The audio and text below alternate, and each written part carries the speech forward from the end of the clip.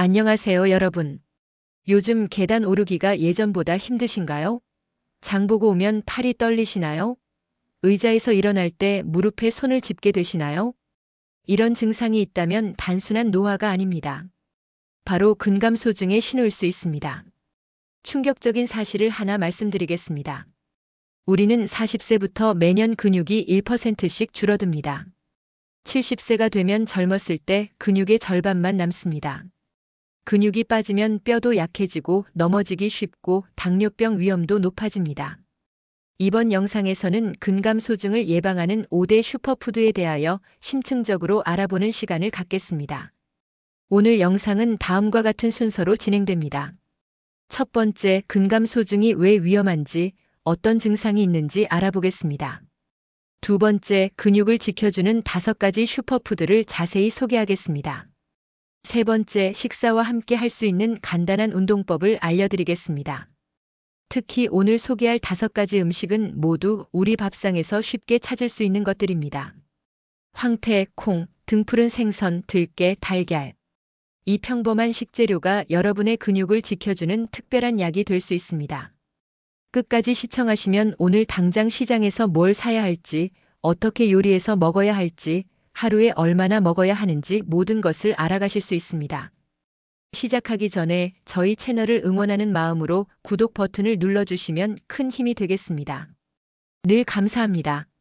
먼저 근감소증이 왜 위험한지, 어떤 증상이 있는지에 대하여 알아보겠습니다.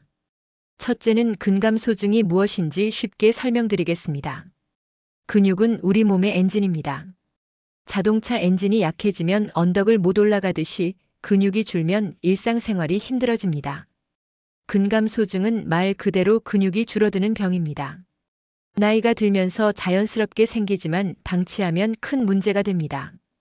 근육이 줄면 뼈도 약해지고 혈당 조절도 안 되고 면역력도 떨어집니다.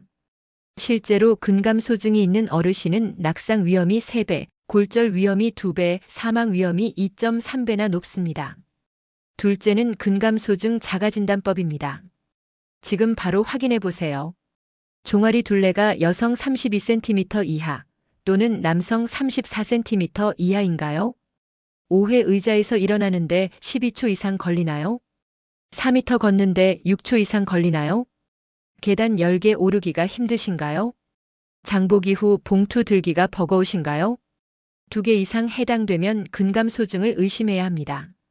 셋째는 근육이 줄어드는 원인입니다. 가장 큰 원인은 단백질 부족입니다. 나이가 들면 입맛이 없어지고 고기는 질겨서 못 먹고 그래서 밥과 김치만 드시는 분들이 많습니다. 하지만 이렇게 되면 근육의 재료가 부족해서 계속 줄어듭니다. 또 다른 원인은 운동 부족입니다. 나이 들어서 무슨 운동이야 라고 생각하시면 안 됩니다. 쓰지 않는 근육은 더 빨리 사라집니다. 다음은 근육을 지켜주는 5가지 슈퍼푸드에 대하여 알아보겠습니다. 첫째는 단백질의 왕, 황태입니다. 여러분, 명태를 겨울에 얼렸다 녹였다를 반복하면 황태가 되는 거 아시죠? 이 과정에서 단백질이 더 소화되기 쉬운 형태로 바뀝니다. 황태 100g에는 단백질이 무려 80g이나 들어있습니다. 소고기보다 4배나 많습니다. 더 좋은 건 지방이 거의 없다는 것입니다. 특히 황태는 부드러워서 이가 약한 분들도 드실 수 있고 소화도 잘 됩니다. 북엇국처럼 푹 끓여 드시면 국물까지 영양 만점입니다. 추천 요리법. 황태채 무침. 황태채를 물에 불려 참기름, 간장으로 무치기. 황태국은 황태, 무, 두부 넣고 맑게 끓이기.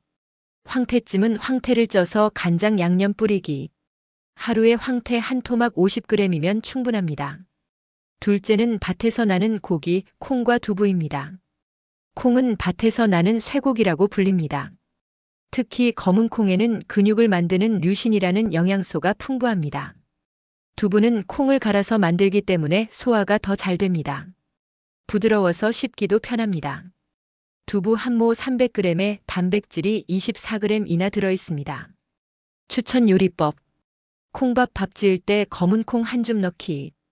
두부조림 두부를 간장 양념에 졸이기. 콩국수 여름철 시원한 콩국물에 국수. 순두부찌개 부드러운 순두부로 찌개 끓이기. 매일 두부 반모 또는 콩 한 줌을 드세요.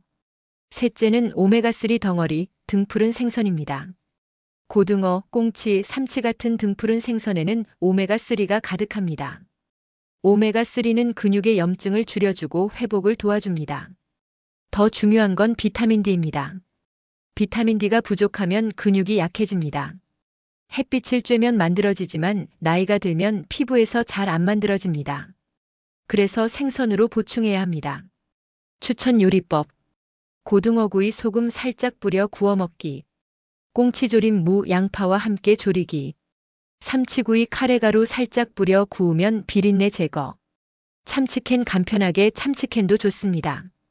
일주일에 2, 3회 한 토막씩 드세요. 넷째는 근육 염증을 잡는 들깨입니다. 들깨는 특별한 식물성 오메가3를 가지고 있습니다. 이것이 근육의 염증을 줄여주고 회복을 빠르게 합니다. 들깨 가루를 넣으면 음식이 고소해질 뿐만 아니라 영양가도 높아집니다. 특히 칼슘도 풍부해서 뼈 건강에도 좋습니다. 추천 활용법. 나물 무칠 때 들깨가루 1숟가락. 된장국에 들깨가루 넣기. 들기름으로 나물 무치기. 들깨 수제비, 들깨 칼국수. 매일 들깨가루 1 내지 2 큰술을 요리에 활용하세요. 다섯째는 완전 영양식 달걀입니다. 달걀은 완전 식품입니다. 우리 몸에 필요한 영양소가 골고루 들어있습니다. 특히 근육을 만드는 필수 아미노산 9가지가 모두 들어있습니다. 달걀 하나 50g에 단백질이 7g 들어있습니다. 게다가 값도 싸고 요리도 쉽습니다. 콜레스테롤 걱정하시는 분들이 많은데 하루 한두 개는 전혀 문제 없습니다. 오히려 달걀의 콜린이라는 성분이 뇌 건강에도 좋습니다. 추천 요리법. 삶은 달걀 아침에 간편하게. 달걀찜 부드럽게 쪄서 먹기. 달걀 프라이 올리브유에 살짝 부치기. 달걀국 콩나물국에 달걀 풀어넣기. 매일 달걀 한두 개를 드세요. 마지막으로 식사와 함께 할 수 있는 간단한 운동법에 대하여 알아보겠습니다. 첫째는 식사 전후 간단 운동입니다. 아무리 좋은 음식을 먹어도 운동을 안 하면 근육이 안 생깁니다. 하지만 무거운 운동을 할 필요는 없습니다. 식사 전 운동 5분. 1. 의자 잡고 까치발 들기 20회. 2. 의자에 앉았다 일어서기 10회. 3. 벽 짚고 팔굽혀펴기 10회. 식사 후 운동 10분. 동네 한 바퀴 걷기. 계단 오르내리기. 집안 걸어 다니기. 이렇게 하면 먹은 영양분이 근육으로 가기 쉬워집니다. 둘째는 일상생활 속 근육 운동입니다. 특별한 운동이 아니어도 됩니다. 장 볼 때 카트 대신 장바구니 들기. TV 볼 때 다리 들어 올리기. 설거지하며 까치발 들기. 양치질하며 한 발로 서기. 이런 작은 움직임이 모여 큰 힘이 됩니다. 셋째는 단백질 섭취 타이밍입니다. 근육을 위한 최고의 시간이 있습니다. 아침에는 달걀 1개로 시작 밤새 부족한 단백질 보충. 점심은 두부나 생선 한 토막으로 활동 에너지 공급. 저녁은 콩밥이나 황태국 수면 중 근육 회복. 운동 후 30분 이내 우유나 두유 한 잔. 특히 운동 후 30분이 골든타임입니다. 이때 단백질을 먹으면 근육이 가장 잘 만들어집니다. 오늘 알아본 내용을 정리하면 다음과 같습니다. 근감소증은 방치하면 위험하지만 예방 가능합니다. 5대 슈퍼푸드 황태, 콩두부, 등푸른 생선, 들깨, 달걀. 음식과 운동을 함께하면 효과가 2배입니다. 여러분, 근육은 70세가 되어도 80세가 되어도 만들 수 있습니다. 포기하지 마세요. 오늘 소개한 5가지 음식은 특별한 게 아닙니다. 우리가 늘 먹던 음식들입니다. 다만 이제는 의미를 알고 드시면 더 효과가 좋을 것입니다. 무엇보다 중요한 것은 꾸준함입니다. 하루 이틀 먹는다고 근육이 생기지 않습니다. 매일 조금씩 꾸준히 드시고 움직이세요. 영상이 도움이 되셨다면 구독 버튼을 꼭 눌러주시고 소중한 분들에게 다 함께 이 정보를 공유하여 주십시오. 특히 혼자 사시는 부모님, 이웃 어르신들께 꼭 알려드려 주세요. 다음에도 더욱 알차고 유익한 건강 정보로 찾아뵙겠습니다. 시청해 주셔서 정말 감사합니다. 건강하세요.